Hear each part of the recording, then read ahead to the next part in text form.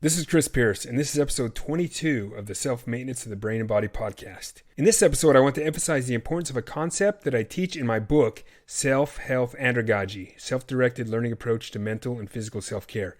In my book, I urge us all to take a more proactive approach and a more self-reliant approach to our own health care. And I'll explain why this is needed now more than ever. But first, I'll share a quick story where I applied a self-reliant approach, and this enabled me to solve a medical issue that the provider wasn't able to solve. In 2019, I began to experience chronic red eye. So I scheduled an appointment with the eye doctor, and then after a quick, short 10-minute visit, he explained that because of the LASIK eye surgery I had 10 years ago, I would be experiencing dry eye, and that was the reason for my red eye. So he prescribed me with some lubricating eye drops and sent me out the door.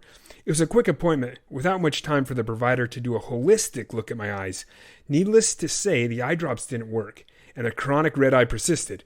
Frustrated with the care I received and determined to find out on my own what was causing my red eye, I began to review clinical literature and reflect on some of the variables of my life to correlate the symptoms of the red eye with other pre-existing illness and injuries that I was dealing with.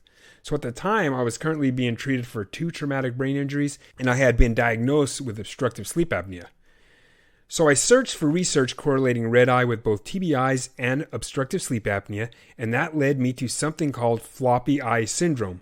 Floppy eye syndrome is when your eyes loses some of its elasticity and your eyes do not stay covered by your eyelids as they should when you sleep. Floppy eye syndrome, according to the research, is only prevalent amongst about 34% of those who have been diagnosed with obstructive sleep apnea. Researchers are unsure what causes this in those who have obstructive sleep apnea, but the floppy eyelids cause red eye due to the eyes rubbing against blankets and pillows when one sleeps. Once I discovered this, I then researched for the most common interventions to treat floppy eye syndrome, and what I discovered is simply wearing an eye mask will reduce the redness caused by floppy eye syndrome. I began to implement this by sleeping with an eye mask and soon found that the red eye disappeared quickly.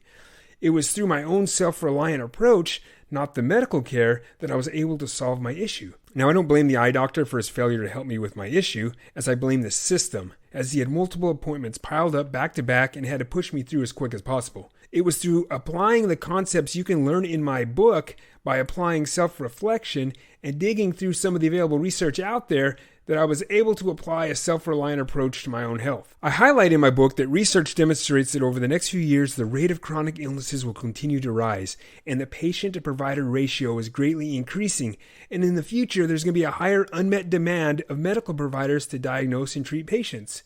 This unmet demand leads to less time spent with the doctor, which could lead to misdiagnosis and medical errors and failure to treat the root cause of the presented problems. In my book, you learn how to apply the adult learning theory Androgogy to learn to apply reflection towards your own health and become empowered to take a larger role, a larger self-reliant approach towards your health and wellness. This concludes this episode. Thank you for listening. Please tune in every Monday for another self-care tip. If you enjoyed this episode, do me a favor and share it with your family and friends. Please check out my self-care book, Self-Health Androgogy, Self-Directed Learning Approach to Mental and Physical Self-Care. It's available on Kindle, print copy, and audiobook. You can find links to this book in the show notes of this podcast.